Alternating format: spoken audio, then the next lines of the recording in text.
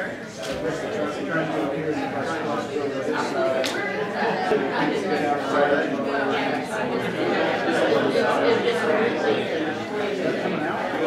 good?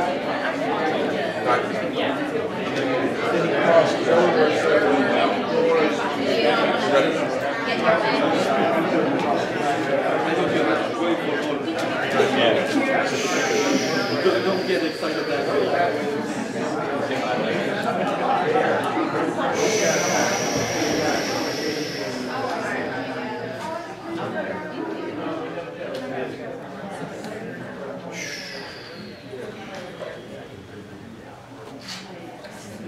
Is that the new Italian wedding way to do it? So, good morning. Good morning. Happy Friday, and welcome to the next episode, the next session of the Regional Transportation Alliance Transit Innovation Series. This is session 5, Arterial Treatments to Keep Transit Moving. We want to thank the Greater Raleigh Chamber for hosting us for each of these sessions so far this year. I'm Joe Milazzo. I'm Executive Director of an organization called the Regional Transportation Alliance, a business leadership group here in the Triangle region of North Carolina, focusing on improving mobility and providing a business perspective for transportation. The Transit Innovation Series is an important one for the conversations on transit in our market, and it wouldn't exist without the help of our sponsors. So I'm going to go and acknowledge them now. Our series partners, Duke Energy, Lenovo, Kimley Horn and Associates, Triangle Transit, and URS. If we could give them a hand.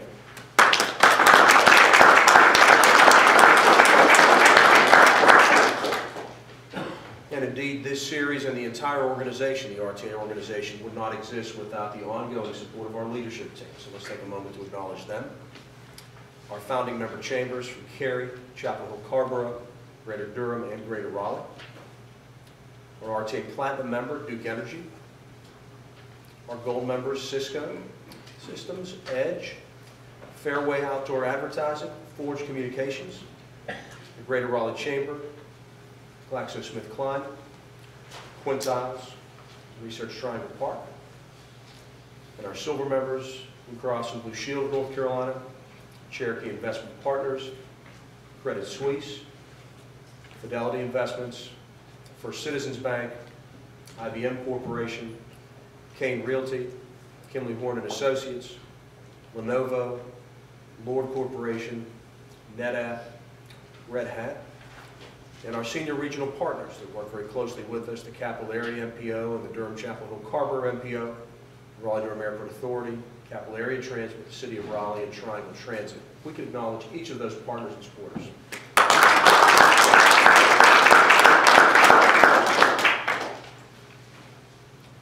RTA is a partnership and a federation of 23 chambers of commerce in 10 counties in central and eastern North Carolina. You can see the names of the other member chambers across the region here. This time I'd like to turn the agenda over to our chairman, Mr. Ed Paradise, who's the site executive with Cisco Systems. Please welcome Ed.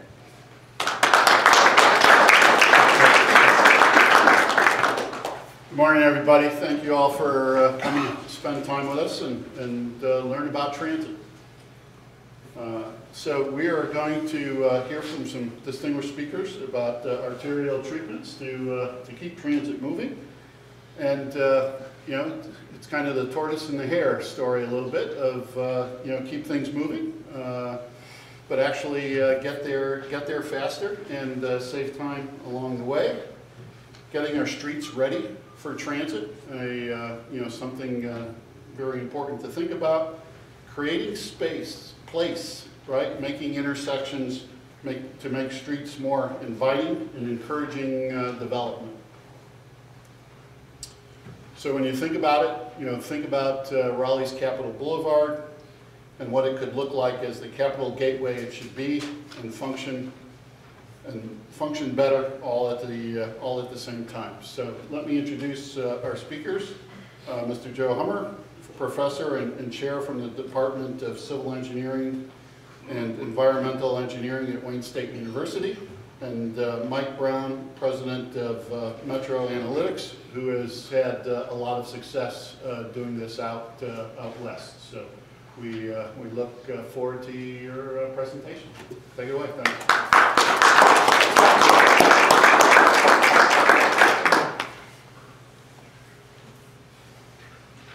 Good morning, and let me add my welcome and thanks. And for myself, it's always good to be back home, and it's always good to experience decent weather for a day or two.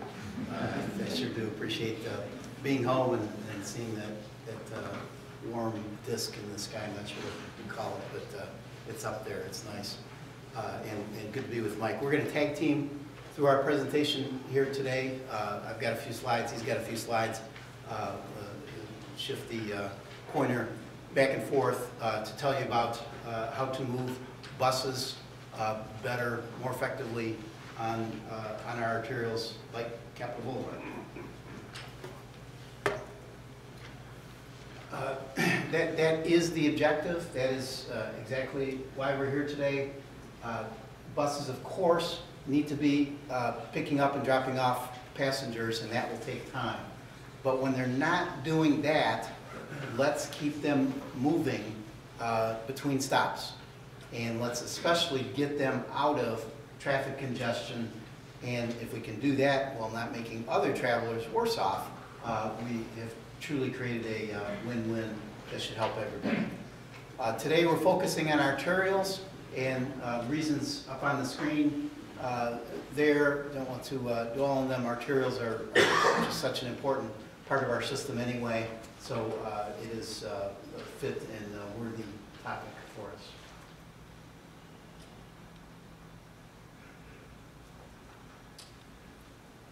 The problem with buses, there they are, around with lots of other vehicles around them. Buses are fine if it just wasn't for all those other vehicles around them. Buses could get between their stops very fine and keep to their schedule if it wasn't for all those other vehicles around them. So pretty much today for our presentation, we're going to talk about either how to get this whole mass moving better together, or how to get the buses out of that mass and moving well on their own. All right, so this one is a bus rapid transit that's in Las Vegas. It's the Las Vegas Strip on the north end where nobody is and nobody wants to be. So this is kind of a conundrum about complete streets and the bus lane paradox. It's it's underutilized. An exclusive bus lane may seem expensively unnecessary, I guess. But if you wait until it's essential to get that space, then you just can't win. There's people want to do a road diet or carve out a lane for transit, and if you just wait too long, you will not be able to get it. It becomes a little bit like this. You got the 90% of the driving public against the 10% sustainable community, and it's a little bit like the engineers with that pressure behind them are going to carry the day, usually. So here's a question for you. What if the same cars could drive slower but travel faster using fewer lanes? Sounds itself like a contradiction and a little bit impossible. But if it were possible, we could do things like beautify our streets, put monuments in them, landscaping, things like that. And then the engineers and planners would be able to shake hands instead of wrestle for the upper hand, like often occurs otherwise. So there is a way to do this, that you can drive slower, so top speeds of traffic are slower, but you can measure from point A to point B as actually being faster than the alternative. And this is part of the reason why there's a problem today and there's a solution to that problem. Traffic signals often have a lot of phases in them. So here you come up to a suburban arterial somewhere, and you get a left turn arrow that goes, and then yellow, red, and then the through movements, yellow, red, then another left, and then this. So that high number of phases on a single signal is what causes the signals to back up, and traffic cannot move across them. So now there's a series of innovative intersection designs that Dr. Hummer has been kind of the national leader on and has been championing this subject for 20, 25 years, a long time. Way back when they were just buried in books and nobody even knew what these things were. And what they do is they find ways to handle left turn traffic without the use of a left turn arrow at the main intersection. And that effectively takes what was a lot of phases before and has just a few phases.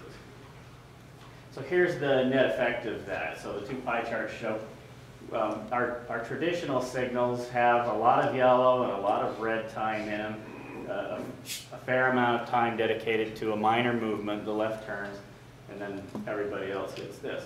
When we convert to kind of the innovative intersections, any of the styles really, you can gain a lot more through time. Everybody gets more green, and that's the real advantage. So here's kind of a capacity comparison. So a typical arterial street might have 700 vehicles per hour per lane that can move through the street because of the intersection. A freeway, on the other hand, because there are no intersections, can move a lot of traffic. And part of the way I stumbled into this was I looked at that big differential and I said, well, there's got to be something in between that. There's just such a huge gap. And that's where I ran into Dr. Hummer's work and some of the other things out there. Yeah, there are some things that are in between that can get us a little more efficiency out of our existing streets without the expense of bridges and the context. Sometimes bridges just don't belong in a certain, even if it would be helpful, there's just no way you can do it. So this is a graph that shows one of the ways in which it makes it easier to get a lane for fixed guideways on an arterial street, whatever the fixed guideway is, rail or bus or anything. So if you take that 700 vehicles per hour per lane and have 3 lanes on a street going in one direction, your maximum throughput on the street is just over 2,000. But if you convert the intersections to one of the innovative intersection styles so that the whole corridor can flow, then each lanes can carry more. So if on just 2 lanes, you can carry effectively what 3 lanes was carrying before. And now you've got this lane that is available. Either you use it for additional traffic or you dedicate it to the bus as a bus rapid transit lane. Because the public says, well, we're not worse off by doing this. We still have the same traffic, so why not give it to the bus? Because we agree, the future on this corridor is growing and we've got to have a way to carry other traffic. So here's a listing of some of the innovative intersection styles that have a lot of potential and that are doing well right now. And this one is just comparison. Single or double left is not an innovative intersection, and it is the least efficient. But roundabouts are very popular, as you know. They're a really good choice for light duty situations. Controlled roundabout, where you introduce a signal to help modulate the stream a little bit so that things will work better. Advanced left turn or a continuous flow intersection is the term that's is popular in Utah. Utah has built more of these than any others. I think we have more combined than the whole rest of the country has. They're not a particularly pedestrian-friendly design. It's a car-oriented design. But over on this side are the 4 that we're going to talk about today that do have a lot of nice features for walkability, bikeability, transit, urban form, and development. And they also, lucky enough, move cars better as well. So do you want to talk to me? Hit this one. The kind of rounding it out then and saying what we're really trying to do here with the focus on transit in particular is for a reasonable amount of investment, what the community can afford, in a staged implementation, but in a way to get something on the ground tomorrow, quickly, get something in place and working. with future flexibility. A large network so that the whole community is served, and the existing bus riders and communities that are transit dependent are served, as well as those lucky enough to be near major station stops. Buses move without delay. We set a schedule and we adhere to it. And in fact, really want to emphasize this, the order that we envision anyway is something like this. Build the bus stations where you want them to be, then set the bus schedule, then guarantee that the buses will arrive on schedule to those stations, then build the amenities on the street that you need to be able to fulfill that guarantee. And that could be a whole range of different things on the street, but the point is the buses get to the stops when we say they were going to. And that will make for happy riders and taxpayers, for that matter, without making the traffic worse. And in the course of that, once people get off the bus, make sure that they have a friendly area to walk along the street. And we think all of this is achievable. All right, so I've got an observation about what occurs when you focus a lot of intense land use in a little teeny spot. Lots of people want to do that. Mixed use, transit-oriented development, that's the kind of thing that everybody's excited about these days. But, so here's a graphic out of Salt Lake. We have our future land use plan for the region, and they've identified different spots where they say lots of intense development should happen right here. So they're focusing transit and other kinds of resources to try to help encourage that to happen. And it tends to be located in places that are aging. They're historic commercial areas that are a little run down, and there's market demand and room for improvement there. But let me ask a question. Yep. Transit-oriented development, does it increase or decrease traffic? Anybody want to venture a guess?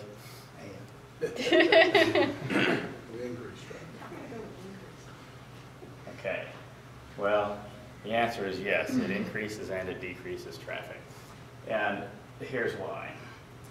Transit-oriented development can reduce regional vehicle miles traveled. So there's more walking, people are a little closer to destinations.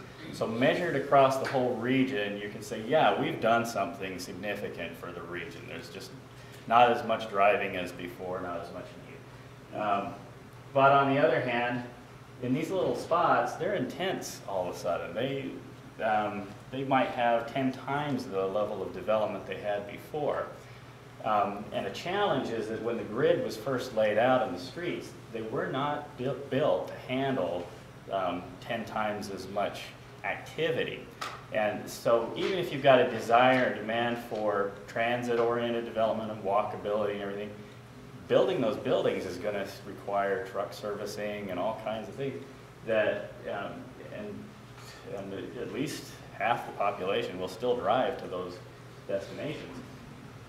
So there's a real need to handle traffic in addition. And if you don't handle traffic, it will be a market limitation that you will not succeed in building as much of that development as there might be a market for, because it becomes a hindrance sooner or later. The traffic becomes, you might have transit, but traffic is the limitation. So Mike showed you before 4 designs on the right side of that graphic that we're really going to focus on today that would try to do what we're talking about. Pedestrian friendly, move the buses, not hinder the vehicles. 3 of those designs are mostly point designs. This one is mostly a segment design. Takes care of the small intersections along the way, but really would make up the probably the bulk of all of these corridors as far as lane miles go. What we used to call Super Street, I'm trying to rebrand as a synchronized street, is the main tool to keep buses moving along the way. The signals on each side of the road can be set up to allow perfect progression, that is virtually delay-free movement to the main street as the buses and the vehicles move along the street because of the configuration of the main intersections here. That's a terrific, that's a really unprecedented characteristic, that level of progression. So we're talking about high levels on the main street of demand being able to be serviced at a high level. Great progression, perfect progression, both directions. This is important for bus operations because it gets the bus back in the non-peak direction undelayed as well. To maintain the schedule. It's not all about moving the bus in the peak direction, it's getting it back downtown during the PM, and a synchronized street would be able to do that as well. Both directions are important for maintaining the bus schedule. I'm going to break the world up into two different types of synchronized streets. So-called pure synchronized street, like this one along US 17 west of Wilmington, let's say the first one in North Carolina. All of the streets have been converted, all of the crossovers have been converted to one-way, and that is great if you can do it, but often needs resistance from the public and from the politicians. It's very difficult to do that and convert every intersection along the way. So a maybe more palatable version of the synchronized street is what we might call a staged synchronized street. A couple of years ago, the inventor of the superstreet, Mr. Richard Kramer, came here to give a lecture that was well attended, bringing this idea with him, that we don't have to convert every intersection along the arterial in order to get this benefit of the perfect progression, keep the buses moving in both directions. So the idea of a synchronized street is, let's set a progression band, let's give them at the speed that we desire, give them the green that they want. And if we happen to have another street in between, that one gets converted to be the synchronized street, the super street. But let's only convert the streets that we need to. So these streets here that keep the progression band moving, they're fine. Let's leave them alone, maybe reduce the phases if we can, but we don't have to go through the pain of converting every intersection along the way to get that great two-way progression. It's a fantastic concept. Pedestrians move well on those synchronized streets, either all the way across at a main intersection or at the crossovers in between. Essentially what you get here is a free, signalized mid-block crossing just about anywhere you want it. Again, it's an unprecedented capability and should make these streets hugely attractive, pedestrians and transit, more than any other design along the corridor. Bus stops on a synchronized street, far side, near side, there's trade-offs in bus stop locations. The one that I like best is the mid-block stop out here, again, taking advantage of that free pedestrian signalized crosswalk opportunity. This needs to be, the details at particular places need to be worked out here, which one is going to be the best for any particular place. The point is, there's lots of flexibility here about the buses stopping along one of these synchronized streets, and lots of possibilities. So the bottom line with bus rapid transit on a synchronized street is all of these things: attractive, frequent, reliable, so set the schedule and then guarantee that the bus will get there when you need it to, by minimizing delay, making attractive development opportunities along the way, and then the investments and improvements on the corridor that we need to be able to guarantee that bus schedule is maintained. On synchronized streets, bus rapid transit makes all kinds of sense. I especially like that. I keep coming back to that. The bus even moves well in the off-peak direction to maintain your schedule, and that's unprecedented. It brings in the possibility of reversible lanes, where in the main direction, we've got the bus lane. In the opposite direction, we rely on the perfect progression to get the bus back downtown in the PM, for instance.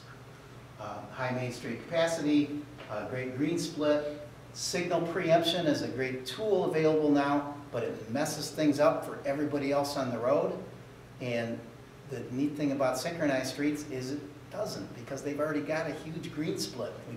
If we even need to preempt, we get back on schedule, back to the progression pattern very quickly, very easily. And I mentioned the pedestrian crosswalks, and Oh, by the way, speed control. These are not high-speed roads. We control the speeds. How fast do you want them to go on Capitol Boulevard or whatever other street we're talking about, and we set the signals to achieve that speed. These are not high speed. We're in control of speed is unprecedented.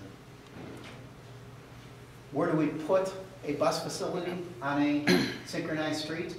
We could run through the median, and that could be a one-lane reversible, or that could be a two-way, two-lane if we have enough median space. This presents some signal timing challenges, but good thing we've got good signal timing people in the room to help us figure that out. We could put the a bus lane in the median, essentially with the left turn pockets or the crossover bays. I'm not a fan of this one, just posing it as a possibility. I am a fan of this one, is essentially shifting the lanes and creating a bus lane on the inside lane of the synchronized street to get the buses out of the way of the queuing traffic for the crossovers. If we want buses on the left side of the street, this one to me is a very attractive option and would not mess up the signal timing. On the right side, we could put buses in the curb lane. There's advantages, disadvantages to that. This design would require bus stops, stations on the right side with advantages and disadvantages to that. And then there's this one, which is a dedicated bus lane, essentially what would be in the right turn lane as a possibility. And that one I'm not so keen on either, but it would at least should be analyzed as a possibility. So the point is we have lots of ways to make that happen if we're talking about a dedicated bus lane. Now on to those sort of point intersections. Back to Mike. So Quadra Intersection, this is kind of a fun one. What a Quadra Intersection does is normally you come up to this intersection, there'd be a left turn or a double left turn arrow here. And what the quadrant does is takes a mid-block location like that, says go this way instead of this way. And what that does is allows this main intersection to reduce the number of phases that it has down to just simple green this way, green that way. And so many advantages to walkability and urban design and from this. For one thing, in this direction, what used to be a left turn pocket can now be a planted median. You might have a pedestrian refuge right there in the crosswalk, so if there's only 3 seconds left on the clock, I'm still going, I'll just stop in the middle, and you can have a transit way in the center. Parking can be accessed from the back, so you can have wall-to-wall buildings along the main front like this. The pedestrian conflicts are much better right here, so there's fewer of them. It's a narrower crossing. So previously with a big double left, if you're here and wanted to go here, very few people will do that. It's very intimidating. But now you can imagine condominiums and other kinds of things popping up because people feel like they can get around and it's not unsafe to do so. So that's among the great advantages of a quadrant.